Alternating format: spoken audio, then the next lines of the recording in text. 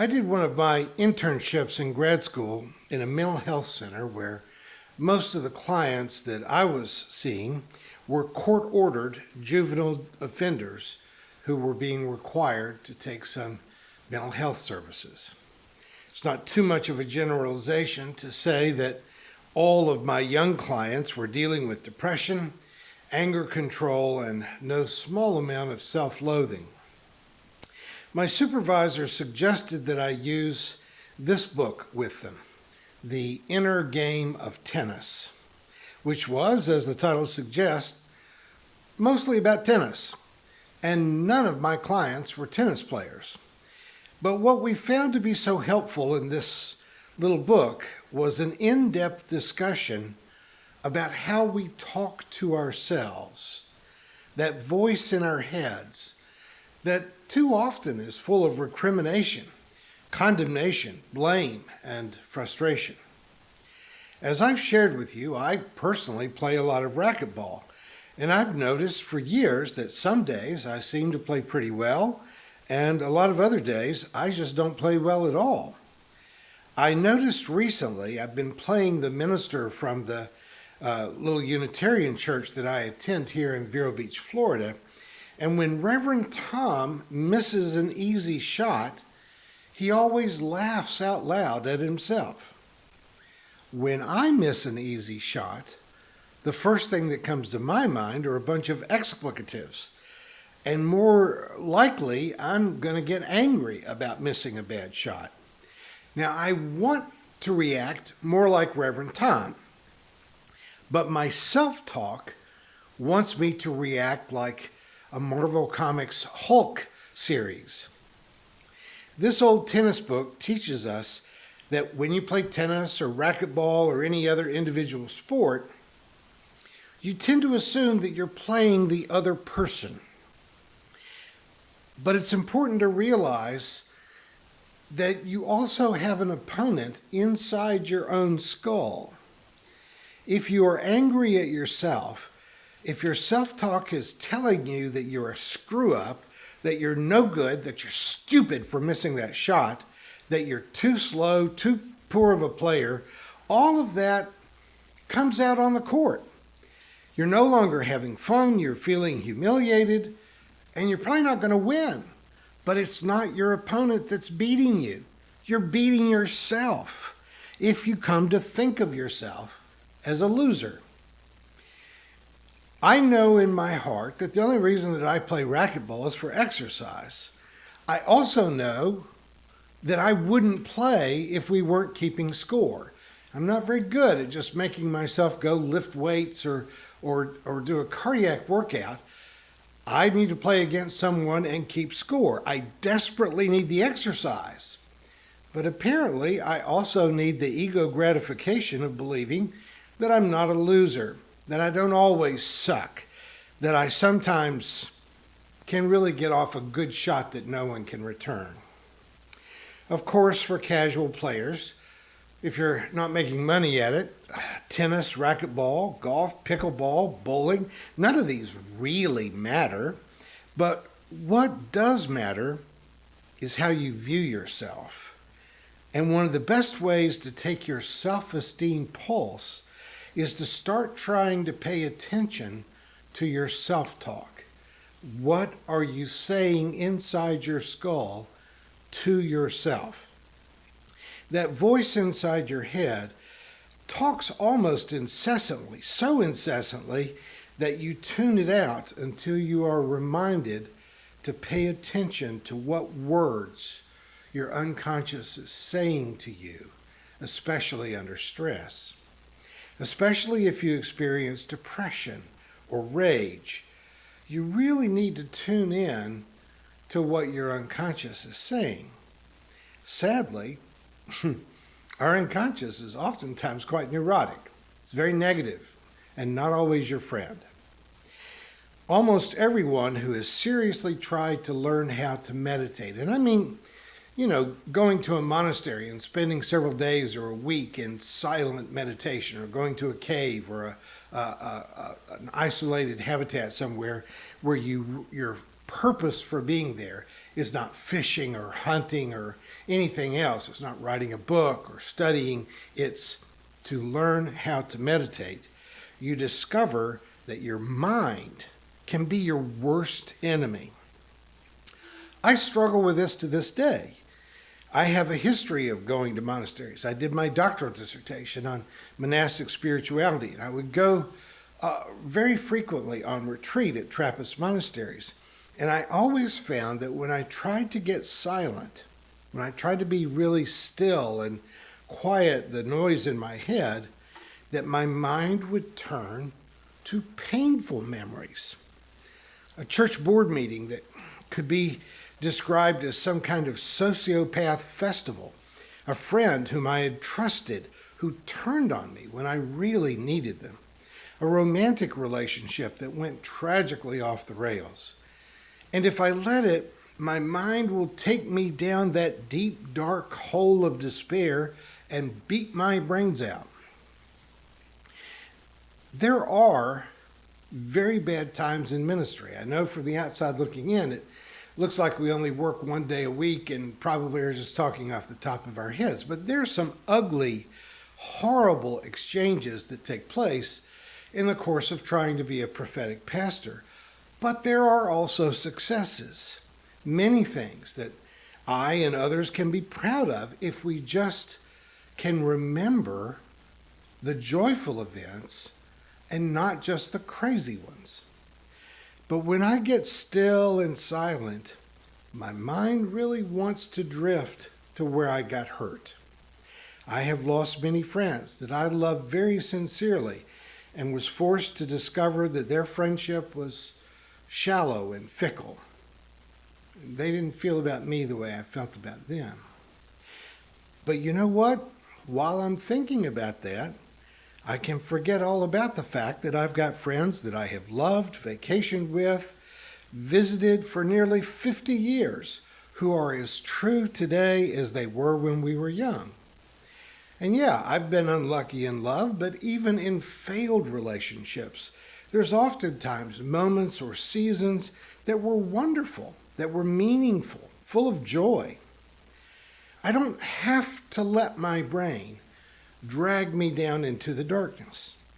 I can actively take charge of my self-talk and very rationally and honestly redirect and focus on that racquetball serve that no one can hit back. The houses that cover a hillside in Matagalpa, Nicaragua, where in 2004 I raised the money to build 200 houses there and helped to mix the mortar and carry the blocks that built them. I can remember my old scuba buddy, who I'll be going diving with next week, even after 40 years of diving together, even though we're both so old that we have to help each other carry our gear to the boat. But we're still going. Heart implants, knee and hip replacement, shoulder surgery. We're lugging our gear to the boat and getting ready to defy time and mortality to do it all again.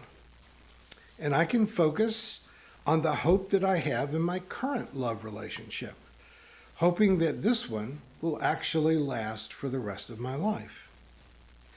Now, monks of all religions talk about the difficulty of being able to control the thoughts in their mind, of fighting our dark, self-condemning thoughts that really can paralyze us. There are people that just will not get involved in a meaningful cause because they are afraid of being hurt again, and they are listening to that voice inside their head that says, don't show them your tender underbelly again. Don't risk vulnerability. Don't show yourself in public.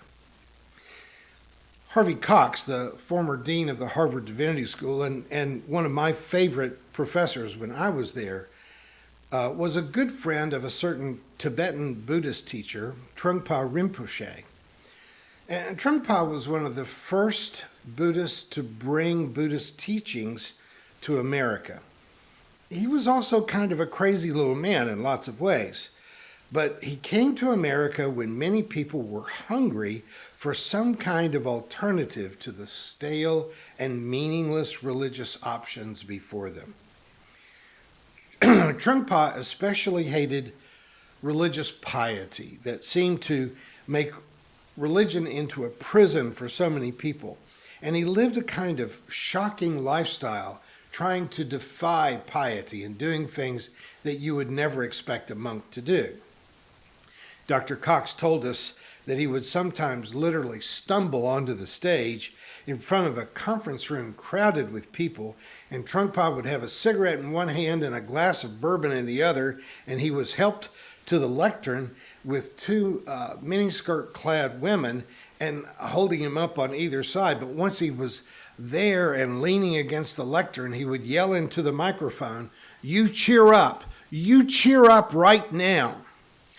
As if all those lonely, depressed, hopeless people could, just like flipping a light switch, let go of their misery, their sense of being lost in life, directionless, and just cheer up. And somehow it worked for Trungpa. He was incredibly popular. Died young because he lived hard, but he made it work. Trungpa came to America in the late 1960s when the Vietnam War, the Civil Rights Movement, and the sexual revolution were all powerful and divisive forces that kept our country in turmoil and kept our people divided against each other.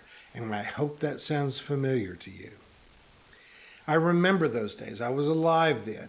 I remember when we thought Richard Nixon was the most horrible president we would ever face. I kind of miss those days. Then, like now, we tend to think that our opponent, our enemy, our challenge, is the person playing on the other side of the net, the one that's got a higher score than we do. And in a certain way, they are, but they are not the most dangerous, the most lethal, or the most difficult opponent that we face. Our most difficult opponent is right between our ears. As a young pastor, I was inspired by the life and work of Dietrich Bonhoeffer, who challenged us all saying, "Your yes to God requires a no to all injustice, to all evil, to all lies, to all oppression and violation of the weak and the poor." Bonhoeffer made me want to be a kind of Don Quixote, doing battle with warmongers, with institutional racism, with poverty, with sexism, and all oppression, and there was plenty. But he never told us how one hostile church board meeting could just take all the wind out of your sails, just rob you of your confidence, and make you want to retreat from anything that was really challenging, anything that really mattered. Because every time you let your voices in your head replay that hostile meeting, your heart freezes over a little more, and you get more comfortable with surrender. And I've seen so many preachers who just retreated into platitudes and sentimental, sweet sayings that just pour out over our nation's pulpits, even today. What I'm trying to suggest to you is that you not give up, but that you cheer up. You cheer up right now. I'm certain that you have more control over your inner voice than you think you do. You can reclaim that spirit of Don Quixote in you that is willing to keep fighting when the rest of the world thinks you're mad. Look, it isn't only your mind that seeks to misdirect you. I think the media does. I think conservative political parties do, and to some extent, liberal parties do. But you just think right now, just today, this morning, there are more children in Texas who have an active case of measles than there are trans athletes in the college athletic world in our entire country. But which one are you being asked to think about the most? You see, learning to control your mind, to master the art of dismissing distraction, will keep someone from just slaying you with whataboutisms. You know, what about these trans women competing in women's athletics when it almost never happens? How is it that we can remain faithful to our calling to actually be active in the battle against the darkness of our age without being distracted by the latest sensationalism in the news, the hair on fire political debates, or our penchant for following the dark path into depression or anger and, let's admit it, self-loathing? We live in a time of rapid, radical change. I think the promise of AI and the potential of technological advances really could save our environment, could also cut down the work week of Americans from 40 or 50 hours a week to 20 or 30 hours a week. We could, in the next generation, eradicate poverty and deliver us to a new renaissance of human potential where more people are writing poetry and painting paintings than they are trying to just beat out a measly living from 2 or 3 minimum wage jobs. That could happen because scientifically, technologically, we're getting close to being able to do it, but the trend lines are pointing towards deregulating environmental protections, widening the wealth and income gap, and increasing the need for families to have multiple jobs to survive. I think the sobering reality for our generation may actually be something that, if we were paying attention, we could have learned when we were learning how to read with a Dr. Seuss book in our laps. In our day, maybe it's the Lorax who's the prophet, reminding us that unless someone like you cares a whole awful lot, nothing is going to get better. It's not. You're not a loser. You're not stupid. You can accomplish more in your life. You can focus on positive successes, the best outcomes. You can walk onto the court and play your best game. You can remember the friends that have stayed faithful to you. We don't have to accept setbacks in civil rights. We don't have to be passive in the face of how our current government is trying to take away rights from women or deporting people without due process, and attempts to even take over the arts and major universities and news sources. We can still fight back.